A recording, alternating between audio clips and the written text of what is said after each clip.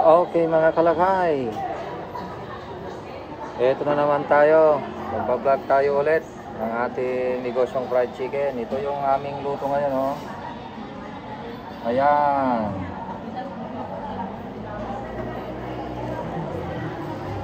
So paano po makuha yung ganitong texture mga kalakay? Manipis lang po yung kanyang coatings yan, manipis. At siyempre crispy po yan at napaka juicy po sa loob. Yan. Mas maganda po kasi pagka juicy ang fried chicken natin, hindi lang crispy. Kasi karaniwan naman crispy ang mga chicken eh. Pero ang importante dyan ay yung juicy sa loob mga kalakay. So ganito po yung gagawin natin sa pag-coat. Ayan. So ito tayo. Kailangang medyo malaki yung ating lalagyanan ng ating breading mix. Kung maaari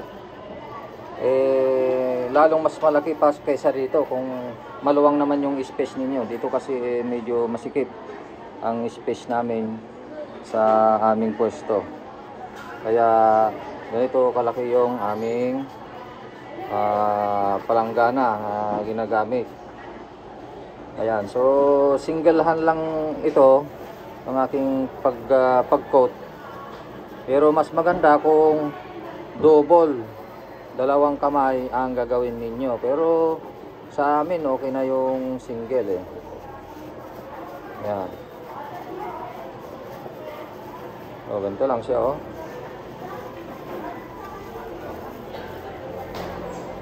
At syempre hindi lang nasa pag-coat ang technique dyan, kundi ganun din, kailangan maganda yung timplada ng breading mix natin mga kalakay. Kailangan maganda. At ganun din yung temperature ng oil natin. So ganun lang oh. I-press lang natin na ganito. Ayan.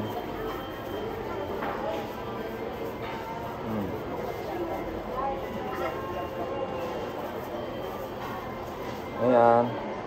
Tapos iniipon natin dito sa kabila. Ayan. Iniipon natin dyan. Medyo ipampag lang natin yung mga excess na breading mix. Kasi nalalaglag doon sa may mantika. Yun ang naiipon na latak. So yan. Ito gagamitin din natin sa susunod na batch, susunod na salang. Kaya medyo ready natin. At dagdagan lang natin ng breading mix ulit na galing sa ating stock. Yan, nakatimba yung ano namin.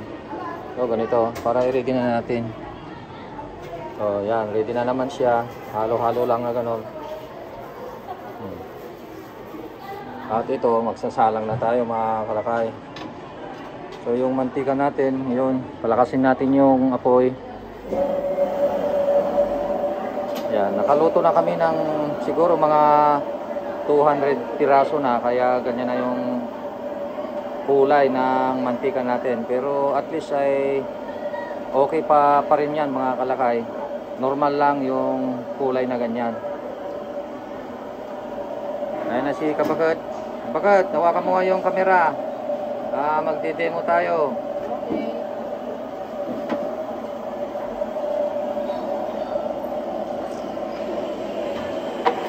Yung palm oil lang, madaling umitim ano?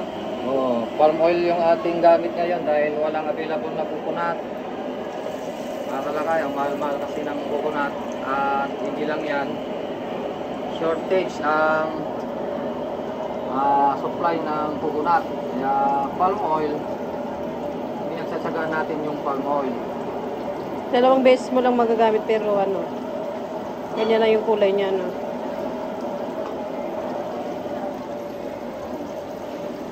Kaya dapat maingat sa paglalagay ng manok. para hindi tag dito. Iitim ka agad yung mantika.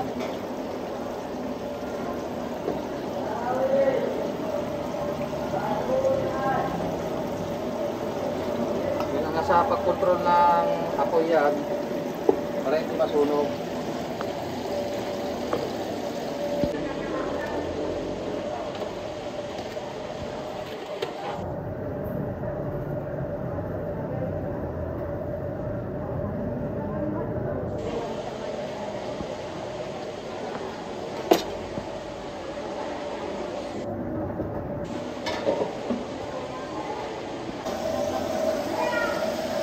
Okay, about 1 to 2 minutes ang nakalipas nung sinalang natin. Ito galaw-galawin na natin mga kaibigan.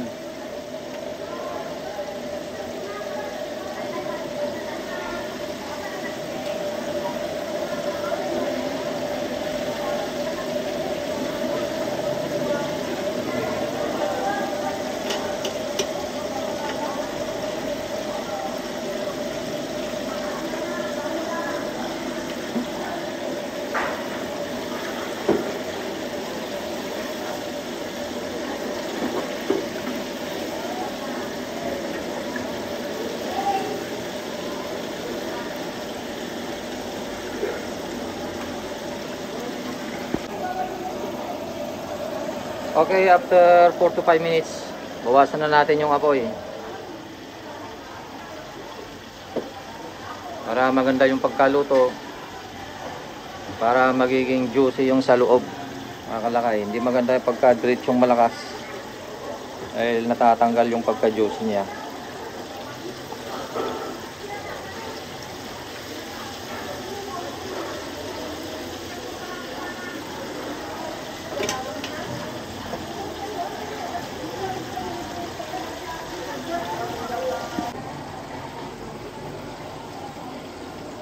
Ayan, sika bakit naman na nag-pop-up mga kalakay.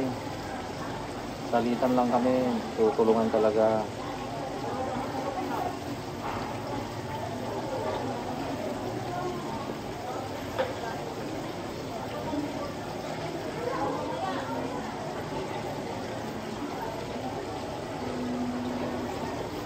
Kalimutan yung ating niluluto na halu-haluin, laging haluin mga kalakay.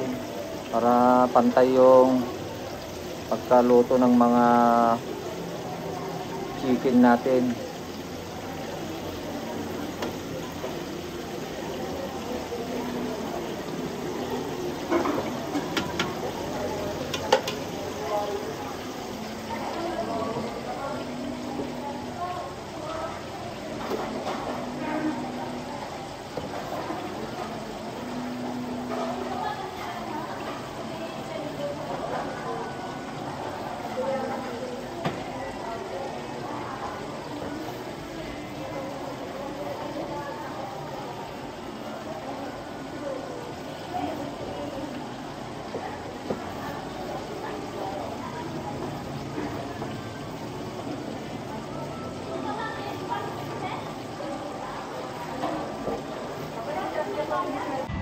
Ay, sorry.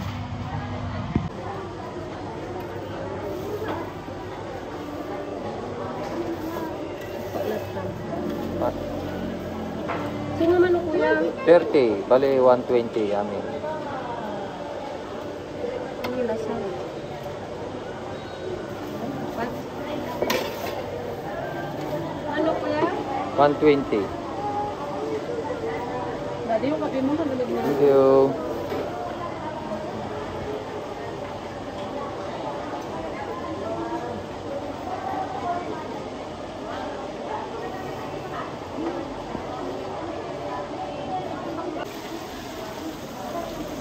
Ayan, luto na mga kaibigan.